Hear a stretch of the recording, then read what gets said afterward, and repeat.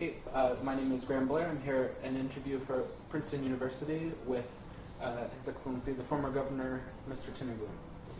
Thank you very much for agreeing to speak with us. You're very welcome. It's a pleasure. You initiated many reforms during your tenure. I wonder if you could begin by telling me which you think were the most important, the ones that had the most impact on people, or opening up the window for further reforms. Yeah, the first and foremost, when I became governor-elect, I assembled the best brain that I know of because of my previous training. I was trained by Deloitte and Touche, formerly Deloitte, Haskins and Sons in Chicago, out of Illinois practice office, before I joined Mobile. And corporate governance is essentially a great element in public sector management and governance too. You have to take a critical evaluation of what is on the ground, what is the situation on the ground, what are those long-term, medium-term, and short-term gains that can unleash the prosperity of the state. Thinking for a change is quite, extremely important for a resource-oriented administration. So thinking for change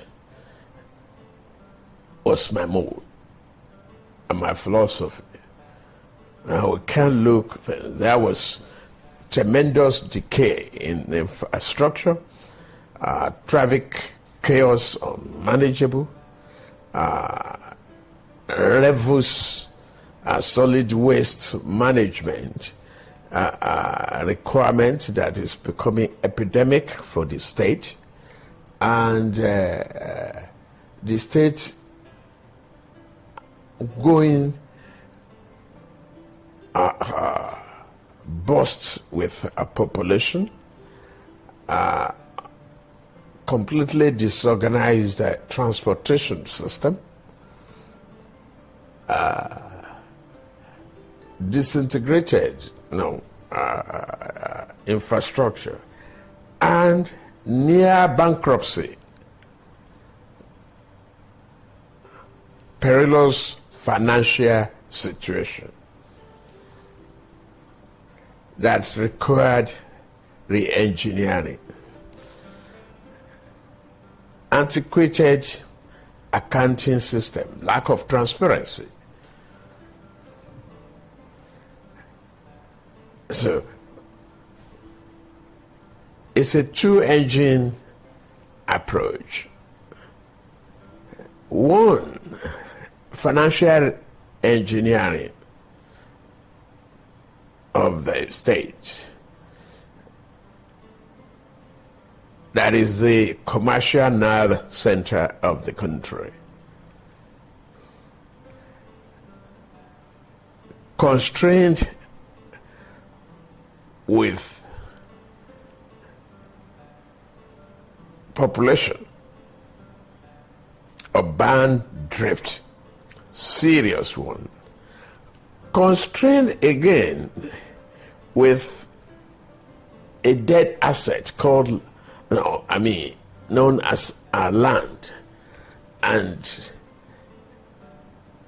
which is the smallest among other states in the country, but with unlimited potential for prosperity. So, after the transition group put their recommendation together, it was necessary to develop an agenda from their recommendations.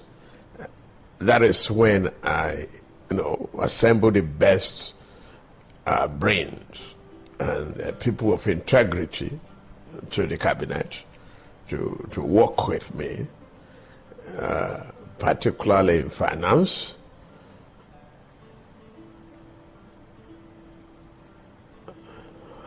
legal, that's administration of justice, budgetary process, information system that was non-existent at a particular time, created ministries that are needed, various government agencies that are needed, new agencies, break, some of the boogers overwhelmed, government agencies that we call ministry into manageable and compact, like environment to start to work the system. That, from there, we set the 10-point agenda for the administration in the short term that we'll see as lower hanging fruit. The education system that was completely decayed and has moved from hope to hopelessness, believing that we must invest in the future of our state and the country if we are to work for the transformation that will be long term. Education is the greatest weapon against poverty. But if you just talk about it and fail to invest in it, you have problems. The schools were collapsing and killing children and pupils, parents in agony. The public school was completely abandoned over the years of military regime. You have hills, what I would describe as hill or mountains of refuse, solid waste, uncleared. Roads were taken over. Tremendous man-hour, productive hours spent in the chaotic traffic situation and in discipline of in driving system in the country. Land system not accounted for, no accountability whatsoever. Financial statement of 7 years not done.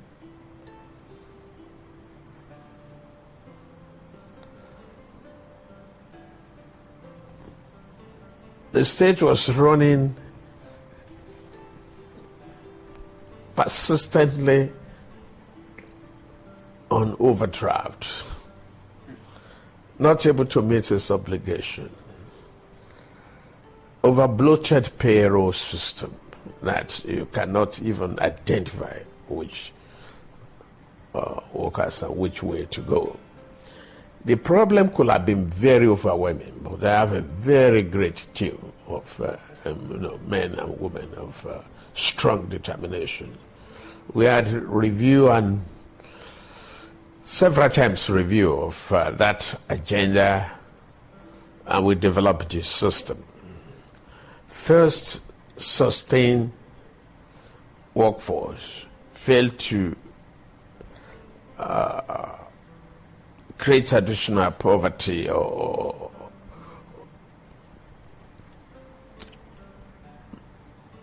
not to sack people first. Look at the system. Tackle the refuse problem. Gradually convert the dead assets, that is the land possession of the people, into valuable means of prosperity for the state. Then, creative means of improving the revenue base to take the state out of bankruptcy or near bankruptcy was very paramount in my mind. The working environment in terms of manual and tedious filing system, missing documentation, untraceable documentation, humongous bureaucracy.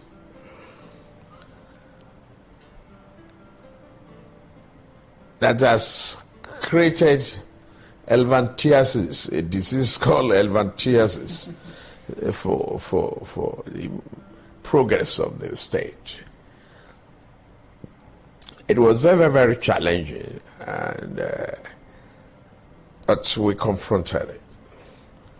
We identified that we needed to be creative and be proactive. While we are trying to remove the rivals, the planning period was very, very critical. In terms of one's background, critical path analysis of what this state must do to survive. And that was built in the long-term plan, sustainable growth. How do we collaborate with the private sector as the engine of growth in the economy of Lagos as well?